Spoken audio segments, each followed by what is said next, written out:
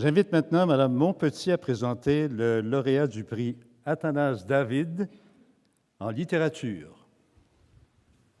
Merci. À la fois écrivain, journaliste, critique, professeur, conseiller, éditeur, directeur littéraire et directeur de collection, Normand de Bellefeuille habite la vie littéraire québécoise depuis plus de 40 ans. Originale, son œuvre repose sur un juste équilibre entre poésie intimiste et réflexion sur la littérature. Tout en finesse, elle explore en profondeur diverses thématiques, dont la mort, la féminité et la douleur. Lorsqu'il déclare « Le poème est mon état de santé », il faut le croire sur parole, car son art est celui des mots qui, tour à tour, guérissent et mettent à nu les maux de l'âme. Empreintes de sensibilité, ses œuvres sont une facture singulière et unique, mais elles sont certainement plurielles dans le retentissement intérieur qu'elles appellent chez le lecteur. Aussi, parce qu'il a enrichi la littérature québécoise d'une quarantaine d'ouvrages maintes fois récompensés, parce qu'il a participé à la formation de nombre de lecteurs par l'entremise de l'enseignement de la littérature, et parce qu'à l'encre de sa plume, il a contribué à tracer une part de l'identité québécoise, j'ai l'honneur de remettre à M. Normand de Bellefeuille le prix Athanase David 2017.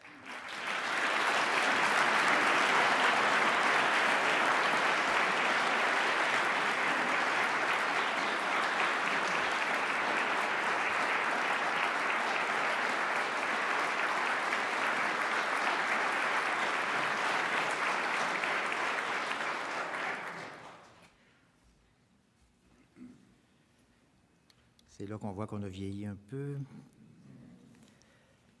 Merci beaucoup, Mesdames les ministres, chers lauréats, Mesdames et Messieurs.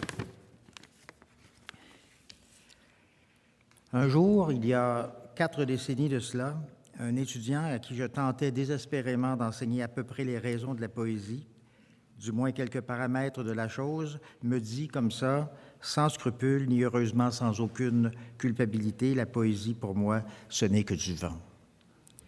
L'idée n'était pas si fausse, non plus que sa formulation, sans aucune agressivité d'ailleurs.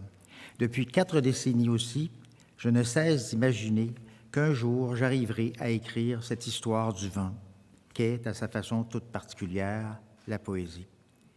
Aussi bien ce qui échappe que ce qui décoiffe et recommence le monde, sans que nous y soyons toujours conviés. Depuis 4 décennies, je m'y bute et pourtant recommence depuis 4 décennies.